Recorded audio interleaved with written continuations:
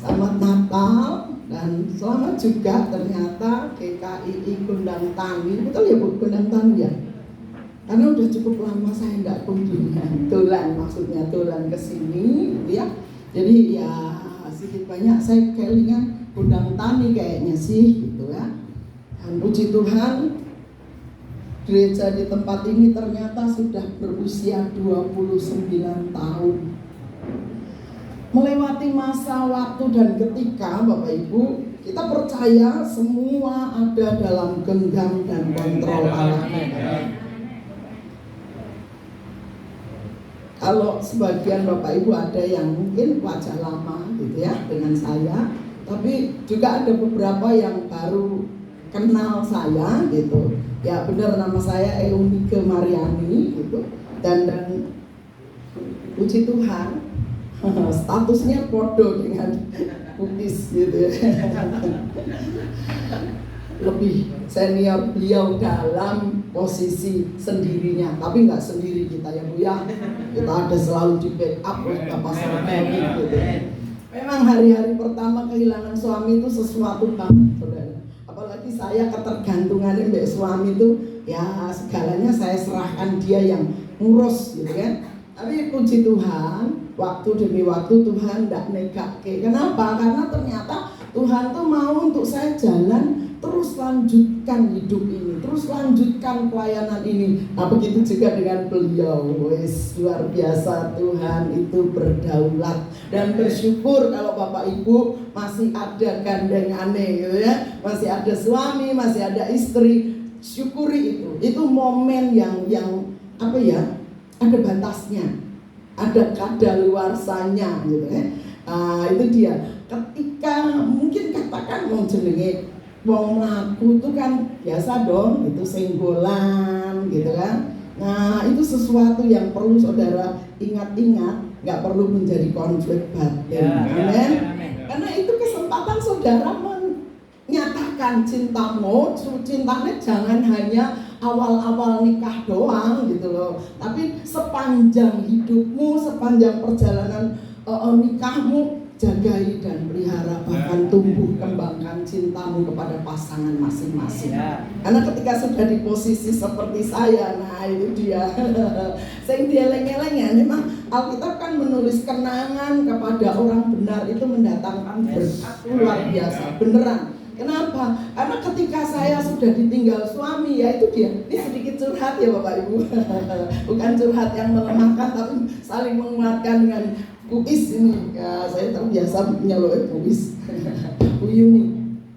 Nah itu nggak ada lagi kelingan yang elek-eleknya. Ya kan jenenge senggolan itu pasti, singgungan itu pasti, tapi itu sesuatu yang memberi kesan. Kenapa ya kok dulu aku meresponnya dengan tidak baik-baik saja. Nah itu dia.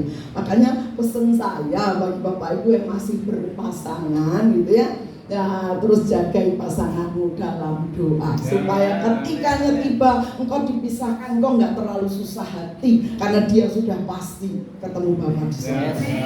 Satu hal Bapak Ibu, ketika ya ada pengalaman yang selanjutnya saya kehilangan suami, terus kehilangan jemaat itu kayak membuka luka lama. Tapi di situ loh cara Tuhan itu ajaib. Apa dia katakan?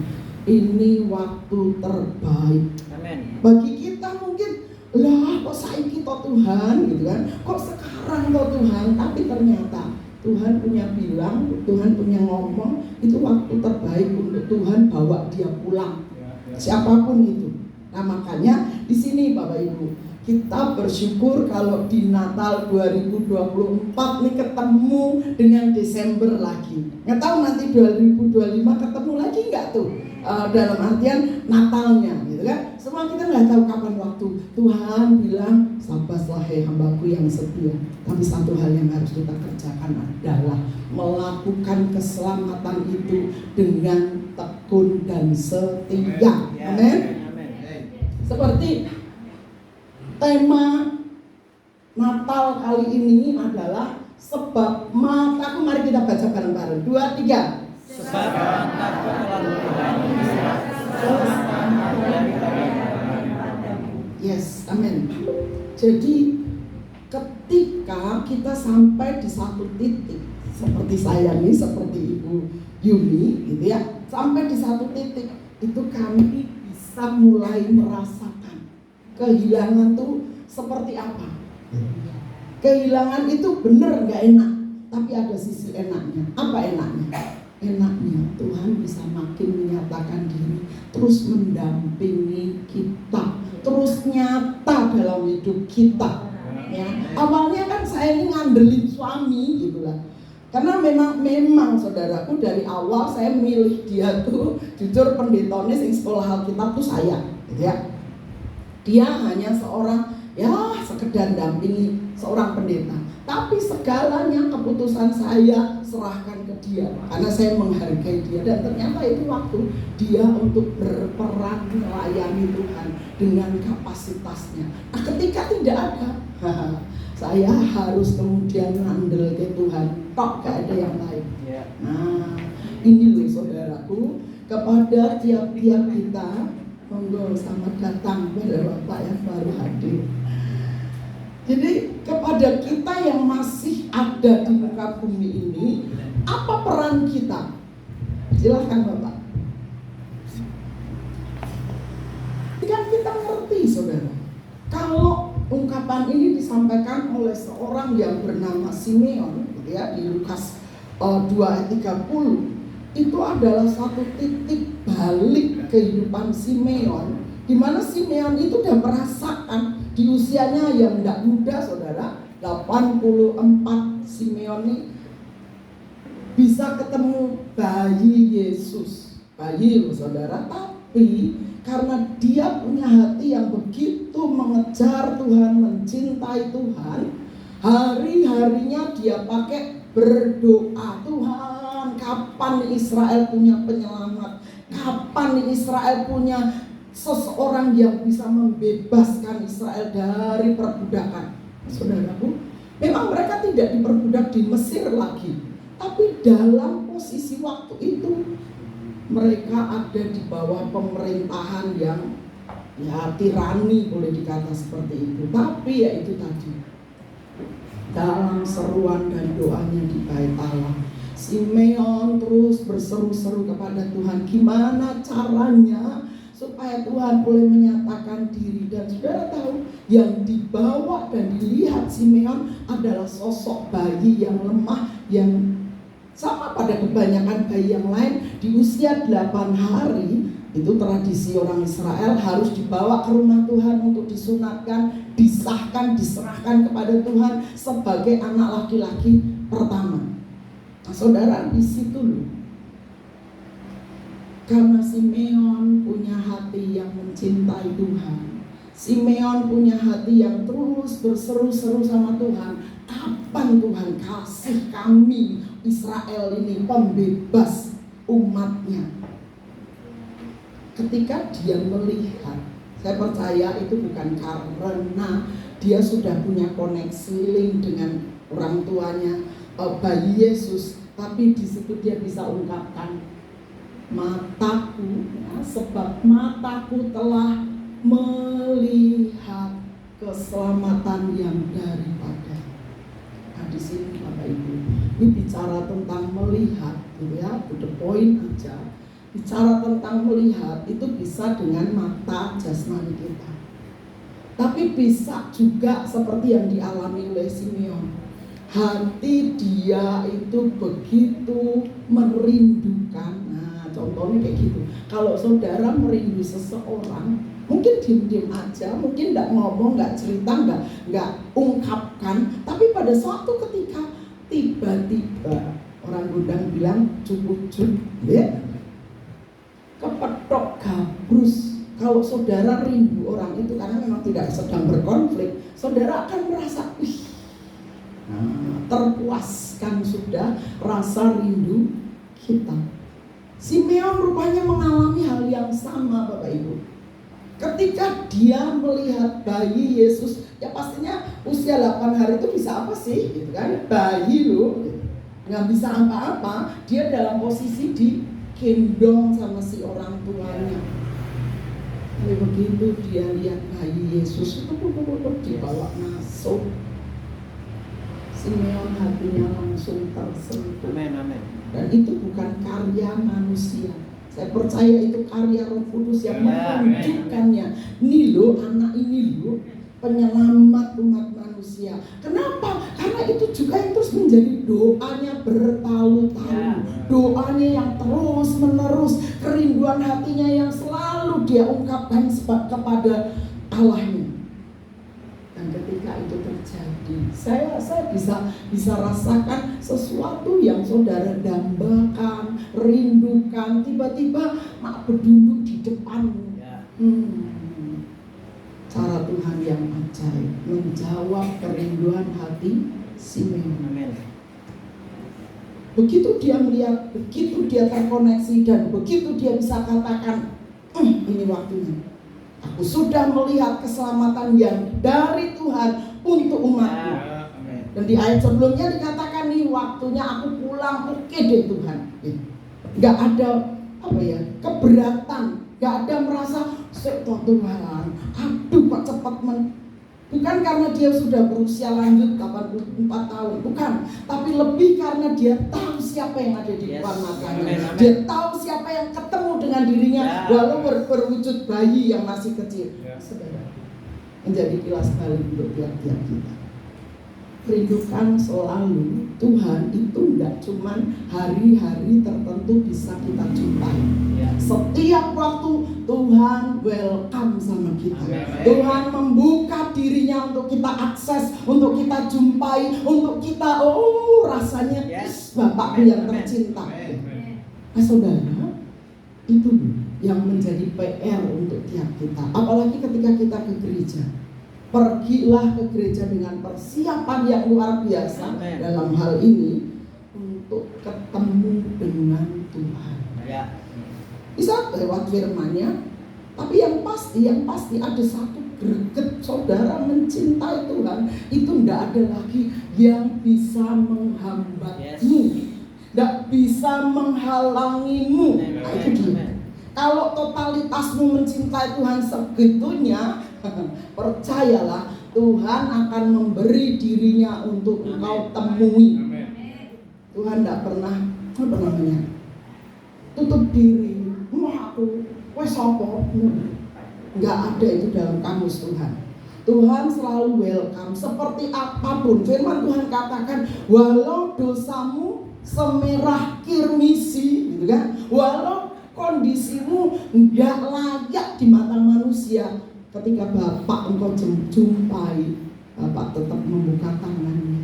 Bapak tetap siap merangkulmu, dan Bapak siap menyambutmu, memberi yang terbaik bagimu. Itu dia. Maka saudara, Bapak Ibu sekalian, punyai hati yang mencintai Tuhan habis-habisan, mati-matian dan gila-gilaan. Apa itu bahasanya kok aneh-aneh? Ya, saya perkenalkan, itu bahasa yang mungkin bagi saudara masih asing. Artinya kita perlu mencintai Tuhan lebih daripada cinta kita kepada yang lain. Itu dia. Kenapa? Karena yang namanya manusia itu saudara tercipta atas dua unsur. Dari debu tanah dia dibentuk, betul? Ya benar, saudara? Itu sepakat dulu dong, saudara dan saya asalnya dari debu tanah, betul? Kemudian setelah dirakit dari kepala, dilengkapi mata, hidung, telinga, mulut, lalu tubuh, dilengkapi tangan dan kaki, ya organ dalamnya nyusul, katakanlah seperti itu. Apa selanjutnya Tuhan katakan dalam Kejadian 2 ayat 7? Tuhan menghembuskan nafas hidup kepada barang ciptaannya tadi, barang rakitannya tadi, sampai kemudian itu barang atau itu manusia hidup. Itu dia unsur manusia itu ada dua. Secara fisik yang bisa kita sentuh, kita cubit, kita senggol gitu ya. Dan roh Allah ada dalam diri kita.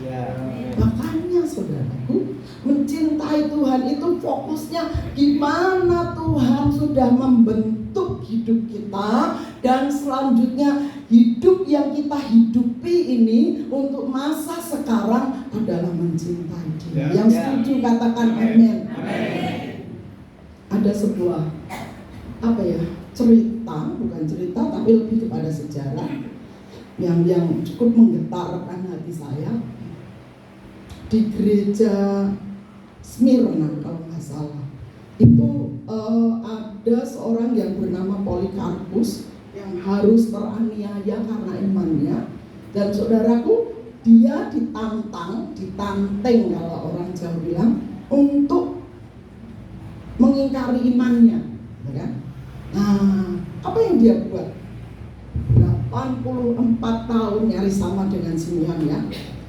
Aku tuh hidup melayani Tuhan, gak pernah dia mengkhianatiku. Sekarang gak mungkin aku mengkhianatinya hanya gara-gara takut dibunuh. Itu seorang Polikarpus. Itu menggetarkan hati saya, saudara. Saya belum lagi sampai 70 tahun umur saya, tapi disitu cukup menyentuh saya. Ternyata seorang Polikarpus punya sebuah tekad kuat dalam hidupnya. Dia tidak mau ingkari imannya hanya gara-gara di depan matanya pistol sudah tersedia, di depan matanya golok sudah siap dilayangkan. Saudara, gimana dengan hidup kita sehari-hari? Kadang kesulitan ekonomi, kadang doa yang bertalu-talu kok juga dijawab Tuhan, itu melemahkan kita. Oke, lemah boleh, tapi tidak boleh menyerah. Amin. Kita harus terus lakukan sebuah kepastian. Aku bagian daripada rencana Tuhan. Apa rencana Tuhan? Engkau dan saya diciptakan untuk menjadi terang dan garam dunia, terang dunia dan garam dunia. Nah, pastikan fungsi itu bekerja dalam hidup kita dengan nyata. Setelah sekian tahun, saudaraku, suami saya dipanggil Tuhan. Itu sesuatu yang kemudian saya paham bahwa tidak ada yang bisa memisahkanku daripada kasih-Nya. Begitu juga dengan setiap kita. Waktu boleh berjalan, usia boleh bertambah. Mungkin secara fisik tambah umur, makanya rambutku jadi putih gitu. Sengaja, saudaraku, setelah suami saya meninggal gitu kan, saya memutuskan udahlah nggak usah pakai semir-semir ngirit, biaya juga ngirit tenaga, nggak lagi harus pergi ke salon, nggak lagi harus itu kan. Nah, akhirnya udahlah, biarin aja orang mau bilang apa, pokoknya saya jalan dengan Tuhan. Rambutku putih, it's okay. Malah justru saya menikmati, saya menuliskan, sampai masa tuamu, sampai memutih rambutmu, aku Tuhan yang tetap menggendongmu. Itu saya nikmati hari-hari ini. Tuhan terus menyatakan dirinya, Tuhan terus menyatakan pribadinya. Nah, sekarang saudaraku, gitu ya, ketika saudara dan saya sampai di usia keberapapun itu, Tuhan mau Dia tetap menjadi Allah kita. Dia tetap menjadi prioritas kita. Saya bersyukur kalau saat pagi hari ini saya ada bersama Bapak Pendeta yang maaf kata saya belum kenal gitu ya. Kalau yang di sini saya hanya kenal dengan Ibu Yuni memang gitu. Ketika beliau sebelum menikah dengan beliau nih, Pak Is itu perintisan di Sragen gitu, suamiku yang paling sering aktif interaksi dengan beliau gitu kan, udah kenal dari lama. Beliau ada di Sragen, lalu merintis di Gondang ini. Puji Tuhan, sekarang mereka sudah fellowship di sana bersama Bapak di surga gitu ya, kumpul di sana. Tapi lepas dari itu, saudara, saya melihat ada dalam fase-fase di mana Tuhan tetap menyatakan dirinya.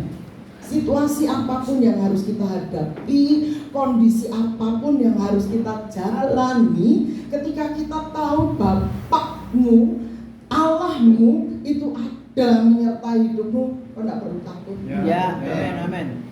Karena kita punya Bapak tuh, ya gambarannya ketika kita masih anak-anak lah, saudara. Atau saudara sekarang sudah perannya jadi bapak gitu ya. Saudara mau lihat anakmu pakaiannya compang-camping kah? Pasti nggak akan dibiarkannya. Begitu juga ketika kamu tahu anakmu butuh sepatu, gitu ya, sepatunya semangat, woyo, gitu. Saudara nggak akan tinggal diam. Bapak kita apa lagi? Yes. Dia akan memenuhi segala kebutuhanmu sesuai dengan kekayaan. Amin. Dia pemilik segalanya. Nah, pastikan engkau terus terhubung dengannya. Engkau terus memahami apa yang menjadi rancangan kerinduan hatinya atas setiap kita. Amin. Ini yang harus setiap kita tahu. Mazmur 139 mengatakan di bagian ayat 16, ketika aku bakal anak, ya, aku ada di hadapanmu. Gak ada hari-hari yang terlewatkan. Semua ada dalam rancanganmu. Ya. Artinya apapun perjalanan hidup yang harus kita lewati, Tuhan gak pernah tinggalin. Ya. Tuhan selalu nyata dan memberi diri untuk hadir di situ. Karenanya pastikan saudara terus menyadari apapun situasi, kondisi, keberatan atau katakanlah pergulatan dalam hidupmu. Ketika kita nyadar Bapakku terus memperhatikan hidupku, enggaknya Bapakmu tuh lengah lali dengan kita, enggak bakal. Nah, itu sebabnya saudara, di tahun 2024 yang akhir ini ada baik tiap-tiap kita mulai menyadari, ya, mulai melihat Tuhan terlibat selalu Amen. dalam setiap aktivitas hidup kita. Amin. Apapun itu. Jangan pikir, oh Tuhan hanya terlibat dengan hal-hal rohani. Tidak. Tuhan terlibat dalam semua aspek hidup kita. Karena memang hidup kita berasal dari Dia. Seperti yang saya bilang tadi, manusia itu terdiri atas dua unsur. Ada manusiawinya, tapi ingat jangan lupa ada ilahinya. Nah, dari situ kesadaran akan Tuhan harus terus kita jagai, bahkan dibangun, terus ditumbuh kembangkan, sehingga keberadaan hidup kita makin hari itu makin menyatakan Tuhan berdaulat atas hidup. Dan pastinya ini bukan hanya pengalaman saya rindu itu juga jadi pengalaman semua kita, semua orang percaya. Kenapa? Karena dimulai dengan kata-kata percaya. Percaya itu, saudaraku, pastinya ya enggak hanya melihat dulu, gitu kan? Setuju? Ya. Percaya bumi, kan kita belum pernah lihat Tuhan Yesus model apa, paling-paling hanya gambar, gitu kan? Tapi saudara percaya kepadanya. Dan ketika engkau berdoa dalam namanya, engkau juga percaya, gitu kan? Nah, saudara, itulah titik awal iman kita. Yang dalam 2 Petrus 1 katakan harus ada peningkatan. Yang namanya iman, percaya, terus ditumbuhkan dengan pengetahuan dan seterusnya. Coba kita baca saja. Kita buka, boleh dibuka untuk ini ya, Alkitab elektroniknya. 2 Petrus 1 sampai dengan ayat yang keberapa tuh? 7. Oke, 9 juga boleh. Ayat 5 mulai 2-3. Justru karena itu kamu harus dengan sungguh-sungguh, bukan saenake dhewe ya, sungguh-sungguh berusaha untuk menambahkan imanmu dengan kebajikan. Nah, step berikutnya kebajikan setelah iman percaya. Lalu dan kepada kebajikan pengetahuan. Pengetahuan tentang apa? Tentang pengenalan akan Tuhan. Lalu dan kepada pengetahuan penguasaan diri. Nah, penguasaan diri kita semua tahu itu bagian dari salah satu buah roh. Itu ya. Terus kepada penguasaan diri ke tekunan. Tekun ngapain? bukan hanya tekun berdoa, bukan hanya tekun baca firman, tapi tekun melakukan firman, hukum Tuhan. Terus, dan kepada ketekunan kesalehan. Ketika kita tekun dengar-dengaran pada firman, itu menghasilkan perbuatan yang terpuji. Bahasa lainnya dari kesalehan. Nah, terus, dan kepada kesalehan, kasih akan saudara-saudara. Selanjutnya, dan kepada kasih akan saudara-saudara, kasih akan semua orang. Ini perhatikan, kasih kepada saudara dilanjutkan dengan kasih kepada semua orang. Kita tahu ya, kasih kepada saudara satu iman. Karena itu harus terus berlanjut ketika kita di sini ya saling mengasihi gitu, dalam sebuah keluarga rohani. Tapi selanjutnya toh kita berinteraksi dengan masyarakat di luar. Nah itu juga tetap membawa kasih kepada semua orang. Nah 8 dan 9 dikatakan, sebab apabila semuanya itu ada padamu dengan berlimpah-limpah, kamu akan dibuatnya menjadi giat dan berhasil dalam pengenalanmu akan Yesus Kristus Tuhan kita. Tetapi barang siapa tidak memiliki semuanya itu, ia menjadi buta dan picik, karena ia lupa bahwa dosa-dosanya yang dahulu telah dihapuskan. Nah, saudara, kalau kita rindu pengenalan kita akan Tuhan lebih lagi, maka nggak ada jalan lain kecuali kita menambahkan langkah demi langkah. Kemarin saya cerita kepada teman-teman saya bahwa hidup orang percaya dari Roma 12 ayat 1 dan 2 katakan, berubahlah oleh pembaharuan budimu. Bukan ini Ibu Budi, ini Budi kan, tapi pembaharuan budimu, pemahamanmu yang harus terus ditambah-tambahkan. Kenapa? Karena proses hidup kita sebelum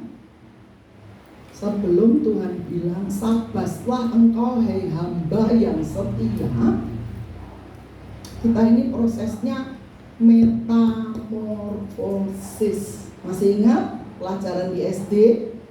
Halo, masih ingat Bapak Ibu? Kecuali saudara waktu itu lagi bolos mungkin.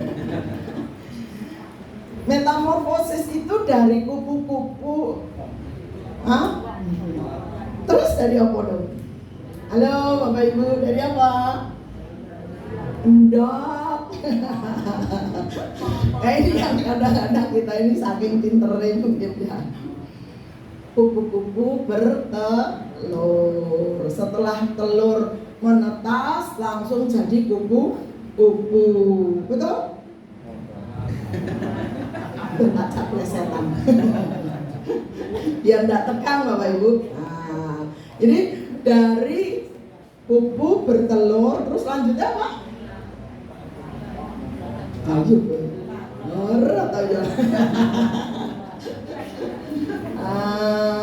Ulat makan kecuali di budal burung boh gitu ya. Makan terus sampai pada satu waktu dia harus ngopo? Jadi kepompong. Bar kepompong terus balik ulat meneh. Pendeta ini gak gocek loh. Enggak apa, biar enggak ada yang ngantuk gitu ya. Nah, setelah kepompong kecuali saudara usili gitu, urung waktune pecah dadi kupu, saudara sudah coba iki kaya apa ya kupune kuwi. Nah, saudara penasaran ya enggak dadi kupu, matek gitu. Jadi ada fase juga diam di dalam kepompong butuh waktu saudara. Setelahnya sampai pada satu titik Tuhan ngomong, kupu, saya pun sudah siap, sudah tak cipta. Semua kan dari penciptaan Tuhan asalnya, kan? Dia tinggal berfirman. Itu yang luar biasa saudara. Saya belajar bahwa Tuhan itu bisa berkata-kata dan sesuatu terjadi. Bahkan apa tidak dengan kita? Kita juga diberi kuasa loh dari mulut kita untuk berkata-kata, tapi tentu kata-kata yang bertanggung jawab. Nah, setelah sampai di fase kepompongnya pecah, sobek, keluarlah ulat. Halo? Yang betul apa Bu? Pintar. Ini nggak ada hadiahnya. Kupu, artinya gini, kekristenan kita ini tidak cukup cuma Kristen, saudara. Nggak cukup jadi anggota gereja. Saudara harus jadi anggota tubuh Kristus. Artinya mengenali destiny, panggilan hidup kita masing-masing itu macam mana. Itu yang harus kita tahu. Karena yang namanya metamorfosis itu memang bertahap. Ya, bertahap. Tapi permanen Bapak Ibu. Enggak bolak-balik, bar dadi entung, terus balik meneh dadi endok, gitu kan? Enggak. Dia setelah jadi entok, nah siap-siap jadi pupu, mbuh lapar yang jelek itu, yang saudara kalau kena bisa jadi gatel, bisa. Jadi artinya saudaraku, fase hidup kita itu tidak boleh hanya begitu saja. Pastikan pengenalanmu akan Tuhan itu makin hari makin ngerti karepe Gusti, panggil saudara jadi orang percaya itu ngapain. Jadi terang dunia, jadi garam dunia itu pasti. Tapi dalam keseharian hidup kita juga ngapain engkau? Di sini loh saudara. Berkenaan dengan ulang tahun yang ke-29 ya. Gereja Tuhan telah tetapkan di tempat ini lewat perintisan Bapak Gembala dan Ibu yang sekarang melanjutkan. Itu adalah sesuatu bukan sembarang rancangan manusia. Itu ada dalam rancangan kerja Tuhan. Maka pastikan ketika jemaat Tuhan di tempat ini juga memberi diri menjadi bagian daripada hidup kekristenan di tempat ini, dalam bentuk hidup kita terus semakin dimurnikan dalam firman-Nya. Nah dari situ Bapak Ibu, tiap-tiap kita wajib untuk mulai mengenali apa tujuan Tuhan panggil saya. Gak semuanya jadi kaki, gak semuanya jadi kepala, gak semuanya jadi katakanlah tangan. Tapi masing-masing kita punya spesifikasi. Ketika Tuhan tanya sama Musa, apa yang ada di tanganmu? Tuhan tidak suruh, boleh apa dulu? Di Mesir akeh. Apa yang ada di tangan Musa, apa yang ada di hidupmu, dari situ loh Tuhan mau berkarya, Tuhan mau bekerja, Tuhan mau menyatakan. Lewat apa? Pengalaman hidup bersama Tuhan. Nah hari ini Bapak Ibu, mari dengan lebih masuk kepada tahun-tahun yang akan datang. Karena sebentar lagi toh kita akan masuk 2025. Pastikan semua kita punya pengalaman pribadi dengan Tuhan, dan itu membuat kita makin mencintai Tuhan, makin menaati Tuhan. Taat kepada Tuhan bukan sesuatu yang berat. Taat sama Tuhan bukan sesuatu yang bergumul. Nah, tinggal engkau, yes Tuhan siap.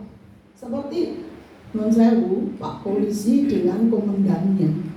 Nah, polisi prajurit manapun kalau komandannya kasih titah dia tidak boleh suruh yo, tidak boleh sek yo Pak, somben yo Pak. Oh lah pecat gue, kayak gitu.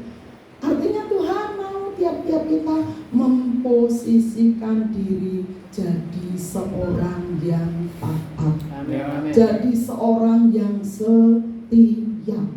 Bapak sudah menunjukkan ketaatannya, dia taat sampai mati, dan dia juga setia kepada saudara sebagai barang ciptaannya, sebagai orang pilihannya. Maka pastikan itu juga yang kita lakukan. Raja di atas segala raja yang hari ini kita peringati, bukan saja kelahirannya, tapi kematian plus kebangkitannya. Dia sudah mati mengalahkan iblis, dosa dan maut.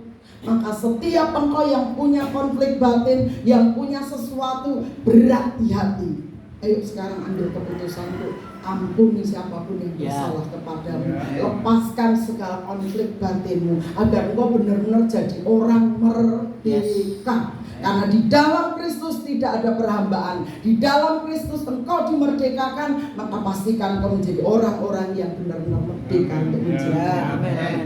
Mari kita datang kepada Kristus. Biarlah hidup kita semakin menyatakan Kristus. Apapun posisimu, apapun kondisimu, Dia mau pakai hidupmu menjadi alatnya. Saya undang Timus boleh maju. Mungkin karena dia yang mengenal suara saya.